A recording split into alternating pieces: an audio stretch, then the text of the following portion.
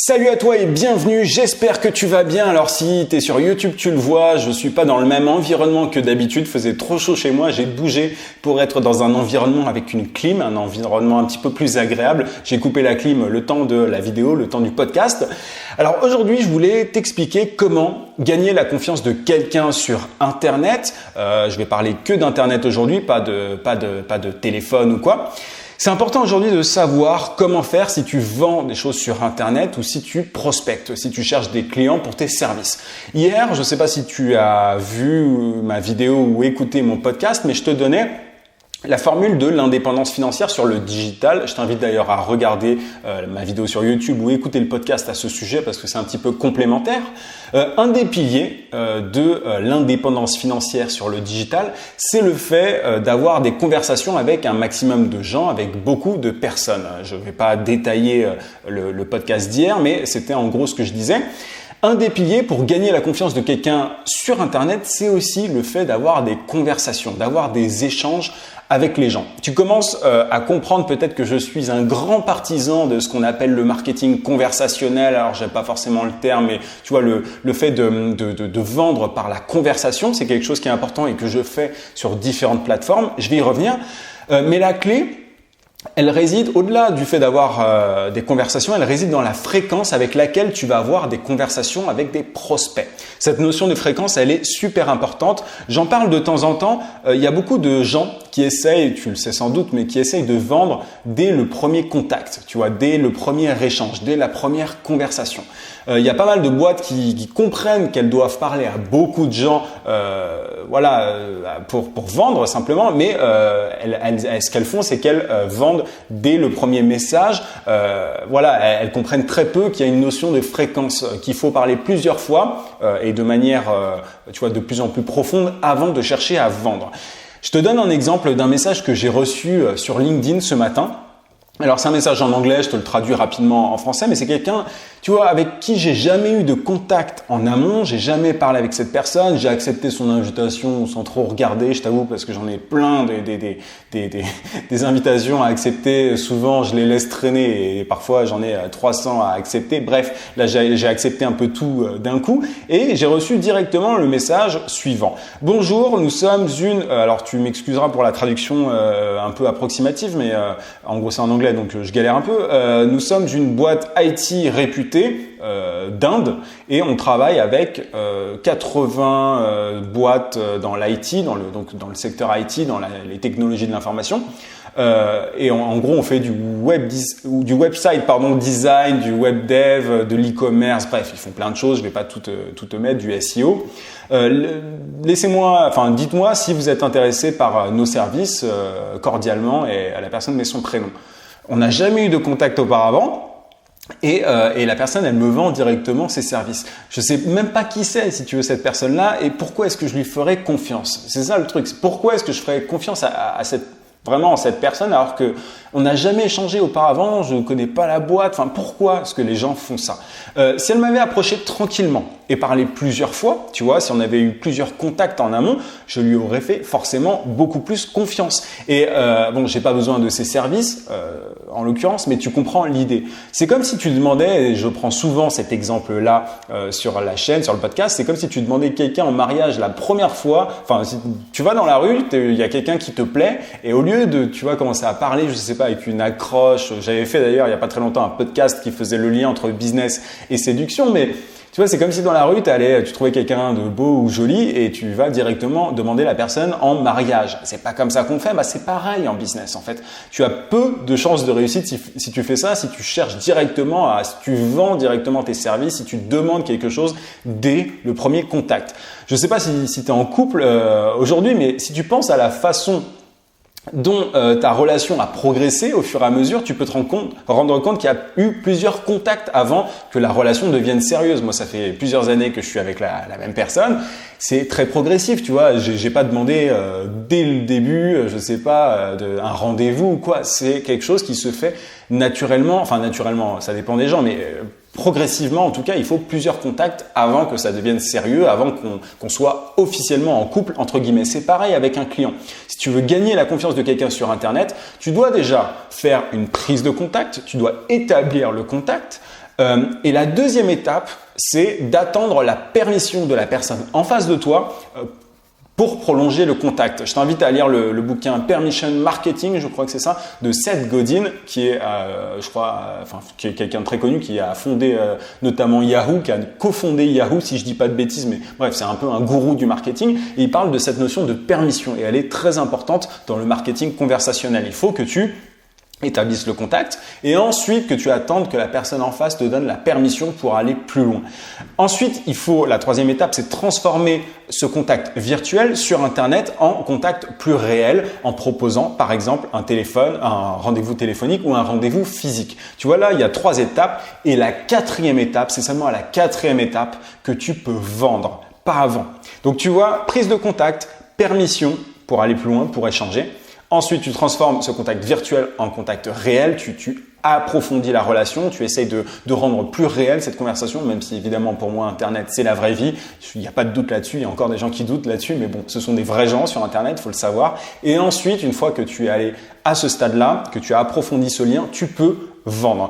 Ce système, tu peux l'appliquer à absolument toutes les plateformes et c'est ce que je fais. Quand je parle d'Internet, je parle d'email, de LinkedIn, de Facebook, peu importe, tu peux appliquer ce système en quatre étapes sur absolument toutes les plateformes. Évidemment, le contexte il est différent selon chaque plateforme et tu dois aussi prendre ça en compte. Par exemple sur LinkedIn, LinkedIn c'est un réseau professionnel contrairement à Facebook, donc les gens ils s'attendent à être contactés pour des raisons professionnelles, par des professionnels. Les gens ils sont dans cet état d'esprit-là.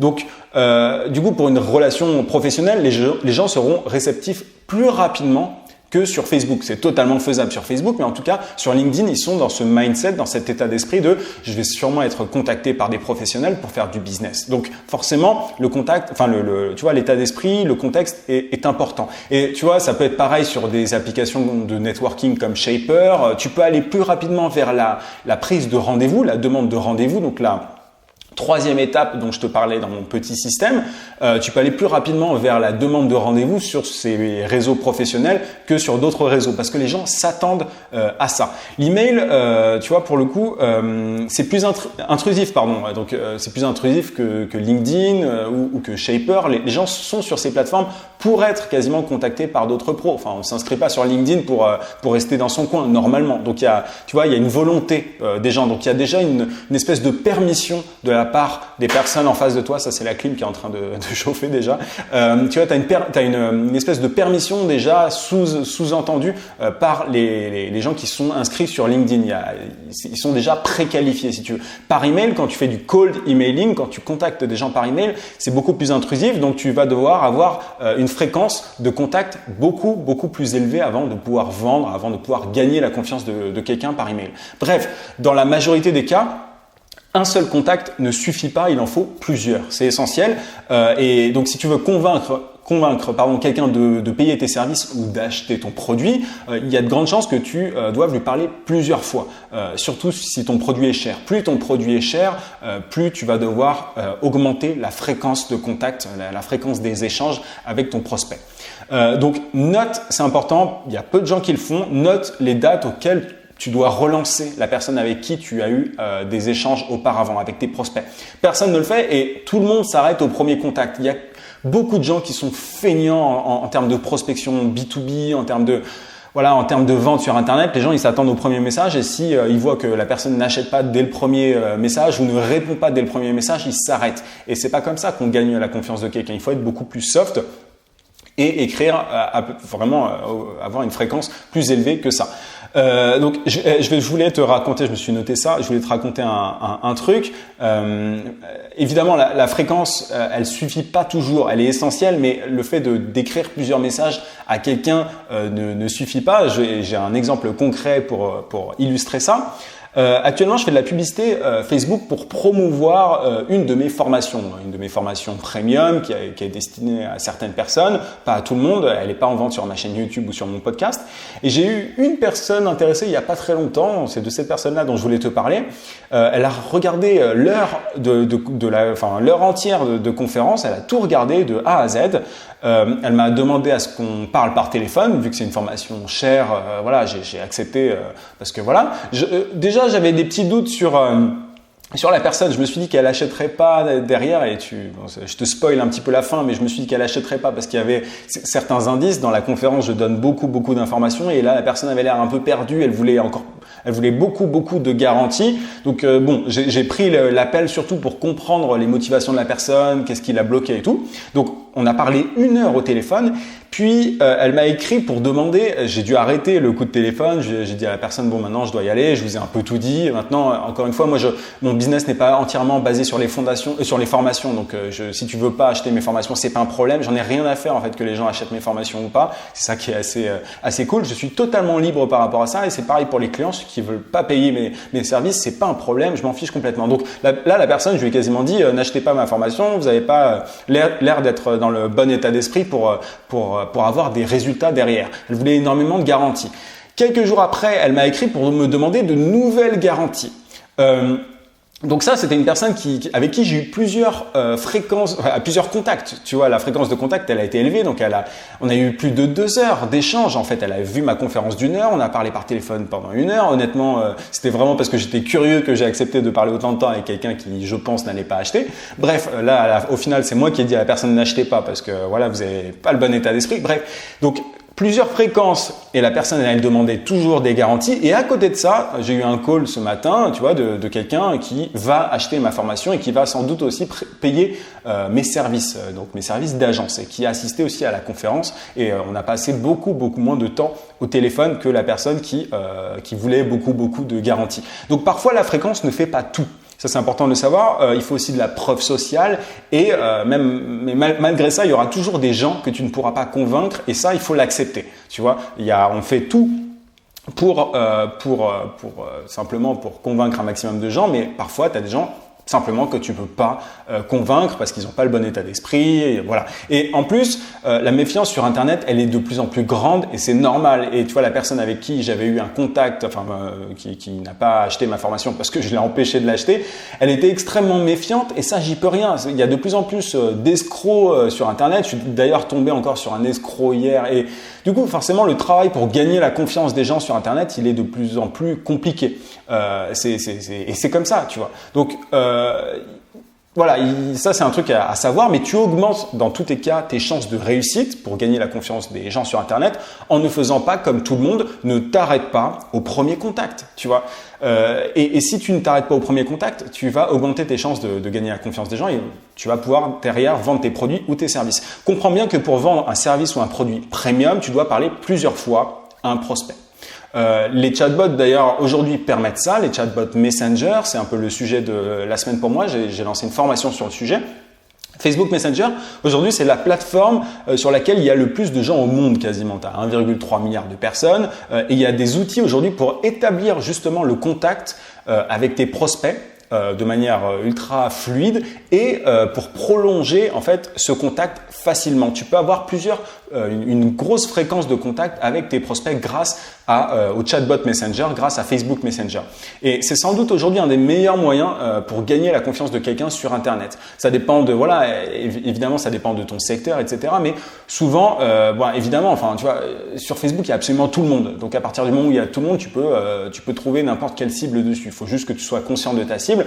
Et derrière, en utilisant ce genre d'outils comme les chatbots Messenger, tu peux du coup, tu vas avoir une conversation avec beaucoup de gens et avec une grande fréquence et donc transformer ces gens peut-être méfiants ou qui ne te connaissent pas en prospects puis en clients et en clients fidèles par la suite.